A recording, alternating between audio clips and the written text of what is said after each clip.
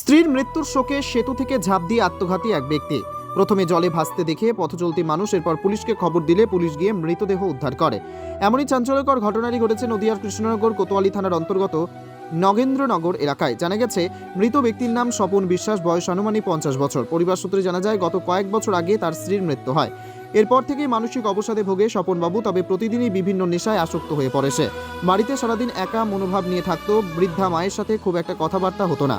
শুক্রবার সন্ধ্যায় পাশেই দ্বিজেন্দ্র সেতুর নিচের অংশে স্বপন বিশ্বাসের মৃতদেহ ভাসতে দেখে পথচলতি মানুষ পরিবারকে খবর দিলে পরিবার গিয়ে শনাক্ত করেন।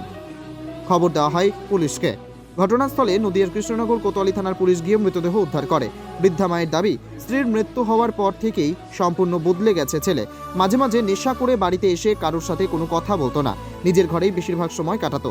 কিন্তু ছেলে যে এই ঘটনা ঘটাবে তা স্বপ্নেও কোনোদিনও ভাবতে পারেননি তিনি। কিছুই হয়নি, কিছুই হয়নি। ও 2 দিন 3 দিনও ঘরের মধ্যেই থাকে, দিয়ে তারপরে বাড়ি থেকে বেরোয়।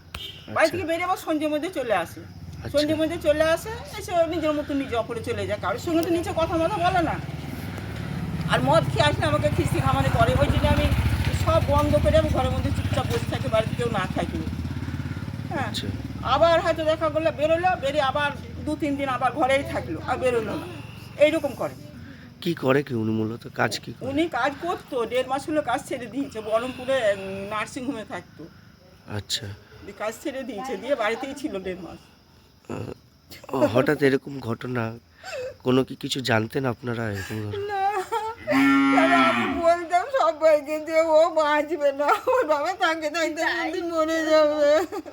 কেন এমনটা কেন মনে হচ্ছে আপনাদের? ও সব সময় ওই যে বউ মারা গিয়েছে ওই নিয়ে সারাক্ষণ। আমি কি করলাম? ওনার নাম কি? ওর নাম স্বপন বিশ্বাস। আচ্ছা, এটা নগেন্দ্রনগর। বয়স কেমন হবে আনুমানিক? বয়স বয়স কত হবে গো পূর্ণিমা? আমার মাথায় ঠিক নেই। 48।